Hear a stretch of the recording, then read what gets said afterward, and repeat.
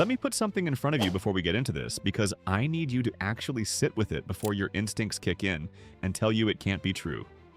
A landlocked country, no port, under Western sanctions, under EU sanctions, fighting an active jihadist insurgency across roughly half its territory.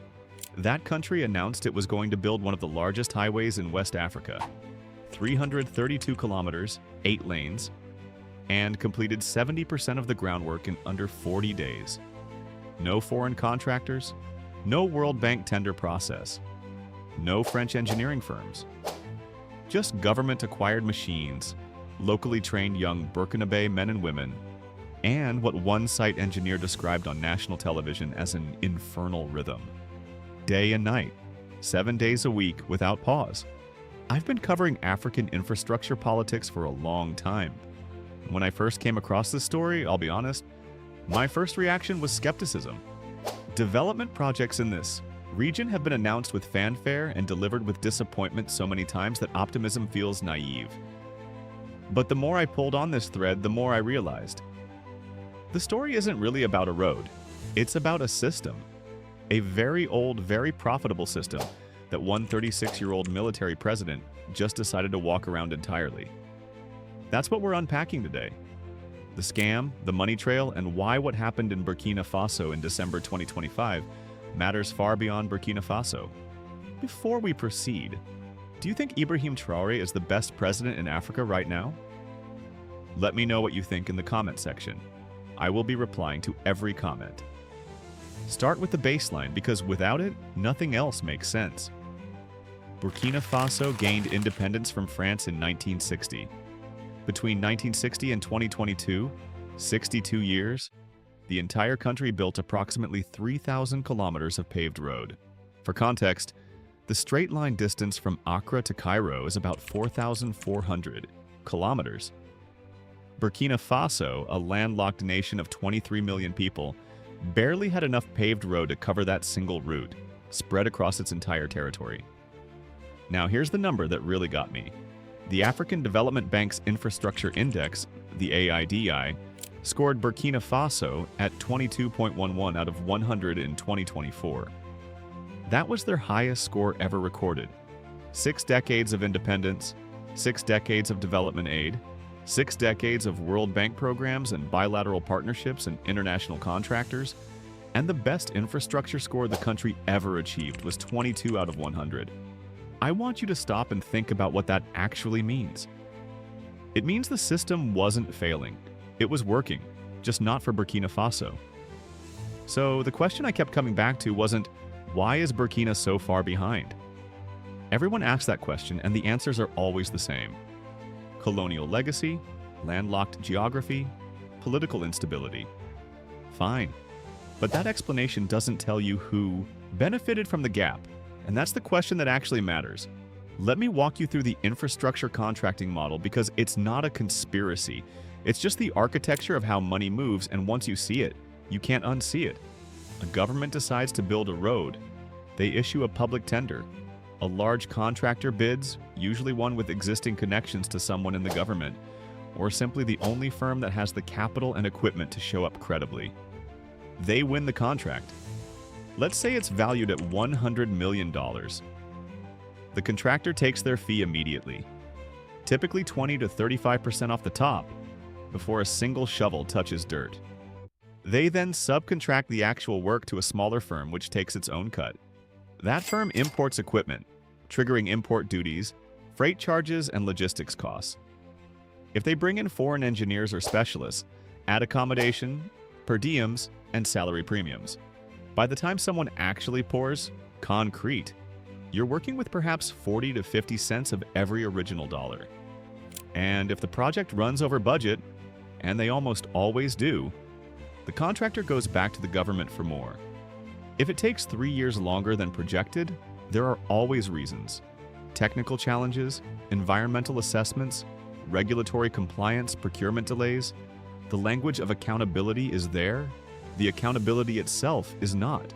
Here's what makes this model so durable. It's legal. It's not a heist, it's a structure. And most governments on the continent know it intimately.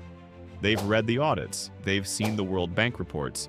The Extractive Industries Transparency Initiative estimated that Burkina Faso alone lost $4.93 billion through illicit financial flows in its gold sector over a single decade. Not stolen in some dramatic moment of corruption, leaked. Slowly, systematically, through mechanisms that were documented, reported, and then largely left in place. The road contracting system and the mining system are, at their core, the same machine, designed to produce the appearance of development while converting public resources into private profit at every node in the chain.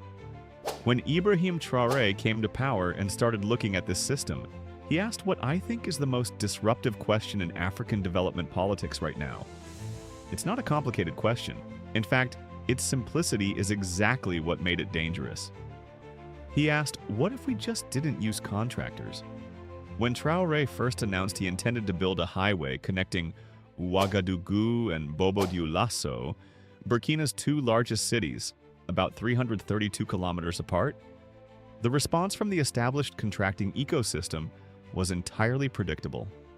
Quotes came in at around 3,000 billion CFA francs, roughly $5 billion for one road, in a country whose entire annual government budget is a fraction of that figure.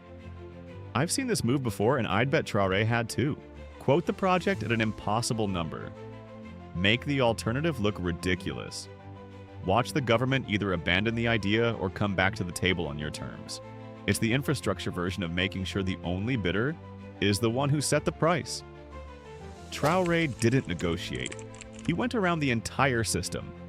He created a state entity called Faso-Mibo, which translates roughly as Our Burkina or Burkina by ourselves.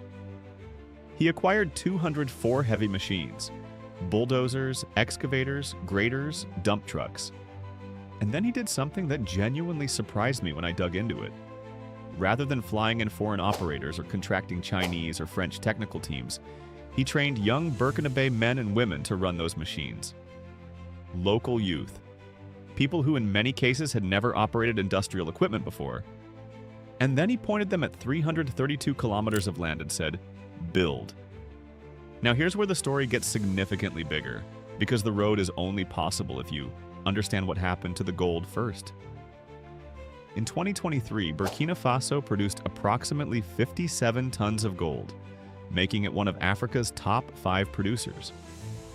Gold accounts for 70 to 80% of Burkina's total exports and 15 to 20% of government revenue. This is a country sitting on enormous natural wealth. What it was not doing, for most of its post-independence history, was capturing that wealth. Here's the pattern I kept finding documented across the region, and I want you to pay close attention to this specific example because it illustrates the scale of what was happening. In one West African country, the Ministry of Mines officially reported only a few kilograms of gold produced in a given year. That same year, a Middle Eastern country's trade statistics showed it had imported tons of gold from that same country, not kilograms, tons. Think about what that gap represents. Either the Ministry of Mines cannot count, or someone decided the official numbers should tell a different story. The difference between what was reported domestically and what appeared in someone else's import data is the gap where the money went. Traore looked at that gap and made a decision. Through a state vehicle called SOPA-MIBI, Burkina Faso began nationalizing industrial gold mining assets. By April 2025, according to Reuters, at least 5 industrial mines had been taken under state control, with the Prime Minister publicly confirming more were coming. The results in terms of revenue capture were immediate. State-controlled artisanal gold collection hit 8 tons in 2024, then 11 tons in just the first quarter of 2025 alone. Before Traore, you heard official figures of 10, maybe 20 tons extracted annually. Now you're hearing about hundreds of tons. That is not a minor accounting adjustment. That is the difference between a system designed to hide wealth and one designed to capture it. Burkina Faso plugged the leaks, redirected the flow, and poured it into asphalt. That's the whole financial model, and it's both simpler and more radical than anything the development economics literature typically discusses. Construction on the Ouagadougou-Bobo-Dioulasso Expressway launched officially on December 15, 2025. Roughly 40 days later, when BFTV filed its progress report, 232 kilometers, or about 70% of the entire project, had been cleared and shaped. Workers were operating around the clock, 7 days a week. The site engineer interviewed on BF1 described the pace as relentless in a way that clearly surprised even him.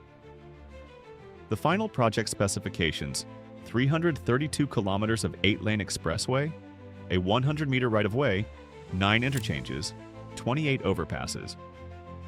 Total budget: 200 billion CFA francs, approximately $357 million. Compare that to the $5 billion the contractor ecosystem originally quoted. I want to sit with that ratio for a moment because it's extraordinary. The same project, the same physical distance, the same country. One price quoted by the established system: $5 billion. Actual cost under Fasomebo: $357 million. That's not a modest efficiency gain. That's a factor of roughly 14. It's the difference between a project that is institutionally impossible and one that actually gets built. To put it in terms anyone can relate to, imagine a contractor quoting you $3 million to renovate your kitchen, and then you do it yourself, with equipment you bought and workers you trained, for $357,000. The contractor wasn't just pricing for profit, they were pricing to control the outcome. Here's the dimension of this story that I think gets the least attention, and it's the one that actually explains why this matters beyond Burkina Faso's borders. Burkina Faso is not building this road in isolation. It's part of a bloc, the Alliance of Sahel States, alongside Mali and Niger. 3 landlocked countries that have all gone through military transitions, expelled French forces, stepped back from ECOWAS, and are now, deliberately or not, developing what looks like a coherent regional doctrine: resource sovereignty, self-reliance, infrastructure as a strategic priority rather than a development aspiration.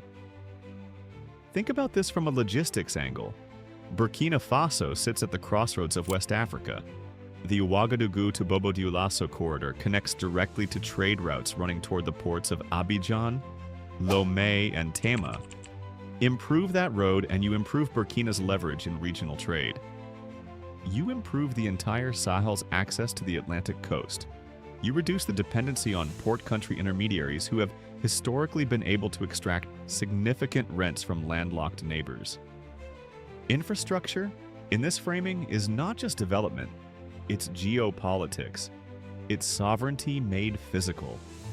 I've been genuinely impressed by what happened here, but I'd be doing you a disservice if I didn't apply the same critical lens I bring to everything else. First, speed is not the same as quality. Clearing and shaping 232 kilometers in 40 days is remarkable. But a cleared corridor is not a finished road. Will the final expressway meet proper engineering standards? Are there adequate drainage systems designed for Burkina's rainfall patterns? Will the bridges be independently load tested? Will there be a maintenance plan funded and operational before the road opens? These are not hostile questions. They're the questions that determine whether this road exists in 10 years, or whether it's a crumbling reminder of a project that was built fast and maintained never. Second, the model depends heavily on gold. Gold prices fluctuate. Security disruptions in mining areas are a real and ongoing risk in Burkina Faso.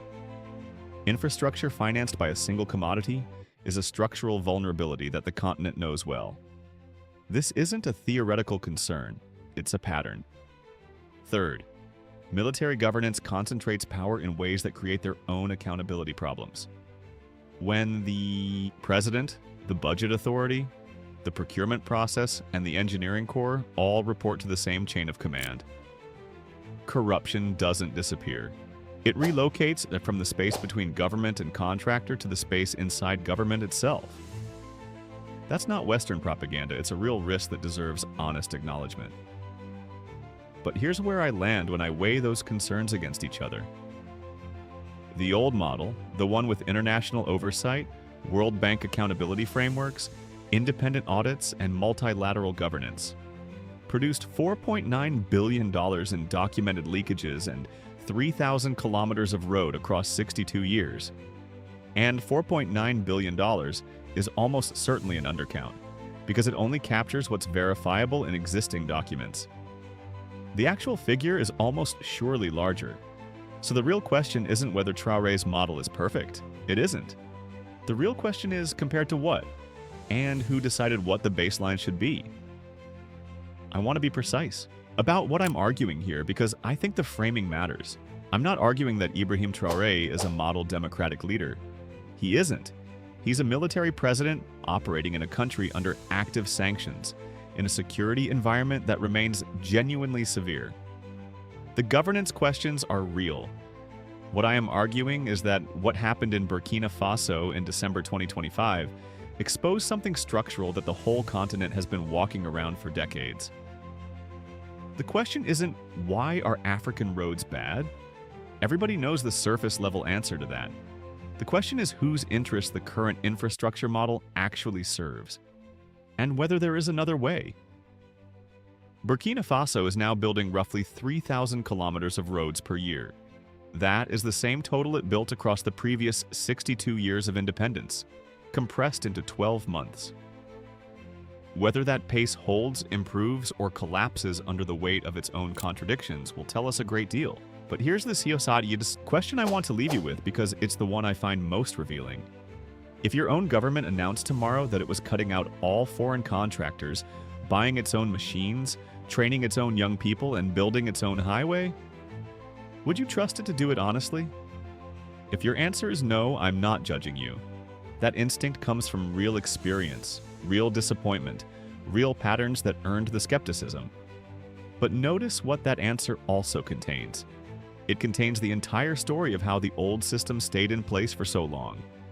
Because an infrastructure model that everyone knew was broken kept operating, decade after decade, because the alternative felt equally untrustworthy. That gap between the instinct to doubt and the conditions required to trust is precisely where African development has been stuck for generations. Filling it isn't just a job for governments. It's a conversation that has to happen everywhere, including here. Watch Burkina Faso. Not because Traore is a hero, but because what he's testing, the idea that a country's gold, machines, youth, and urgency might actually stay inside the country and produce something, is a question the entire continent is going to have to answer, one way or another. The results so far are at least interesting enough to take seriously.